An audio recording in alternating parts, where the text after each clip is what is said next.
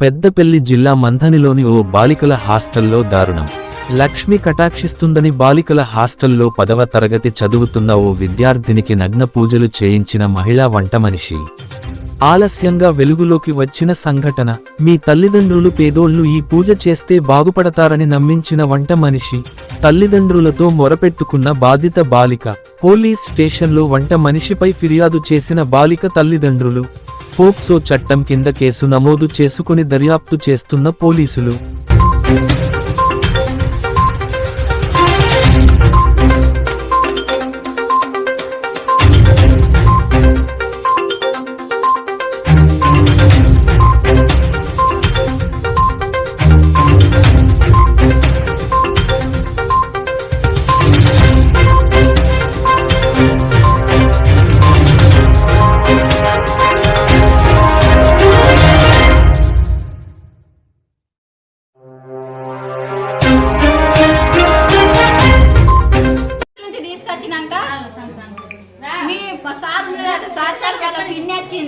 వాళ్ళ పిన్ని కలుతానికి వచ్చింది. రల్లి సార్ చూసారు మన పంపి అంటే పంపించిందట సార్.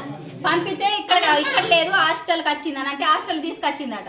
హాస్టల్ తీసుకొస్తే చూసిందట అమ్మమ్మ ఏది మా పిన్ని రాలే కదంటే లోపలికి మీ పిన్ని రాలే ఎవరు రాలే అని అంటే లోపల తీసుకెళ్ళిందట. ఇంట్లోకి తీసుకెళ్ళినాక తలుపులు డోర్లు వేసిందట. అన్ని డోర్లు వేసి మళ్ళీ ఎవరికో ఫోన్ చేసిందట. ఇట్లా పూజలు చేస్తారు, మొత్తం బట్టలు ఇప్పి పూజలు అన్ని చేస్తారు. చేసినాక మీకు అవి పూజలు చేసినాక డబ్బులు వస్తాయి. మీ అమ్మ నాన్న పేదోళ్ళు కదా, మిమ్మల్ని దాచేందుకు ఇబ్బంది అవుతుంది కదా, మీకు డబ్బులు ఇప్పిస్తా నేను అన్నట్టు అన్నదట. అంటే నాకు తెలియదు అమ్మమ్మ, మా మమ్మీ ఫోన్ చేసి అడుగు, మీ మమ్మీ ఫోన్ చేసి అడుగు అని అంటే లేదు మమ్మీ తర్వాత చేద్దామన్నదట. తర్వాత వద్దానంటే ఎవరికో ఫోన్ చేసి అట రమ్మన్నదట. రమ్మన్న వల్ల ఆయన బండి పట్టుకొని వచ్చిందట. లోపల కూర్చున్నాడట, తలుపులు వేసిరట. ఆయన లోపలనే ఉన్నాడట. లోపల ఉన్నాక ఏం చేసిందట, ఇగో ఈమెని నువ్వు ఎన్నో తరగతి అని అడిగిందట. 10th క్లాస్ అని చెప్పిందట. ఎన్ని సంవత్సరాలు అంటే 15 సంవత్సరాలు అని చెప్పిందట.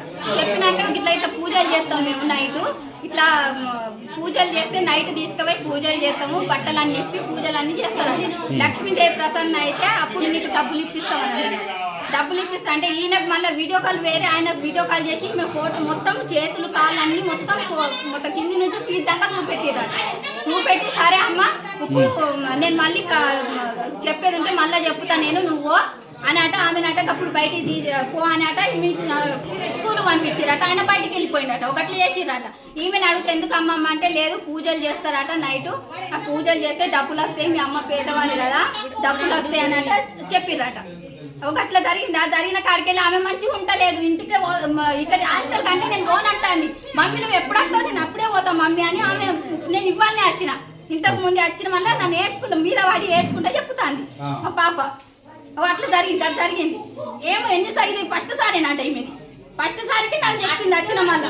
ముందు అట్లా ఒకసారి వేసిండట, నేను ఎన్నో చేసిన ఆయన చెప్పిండట.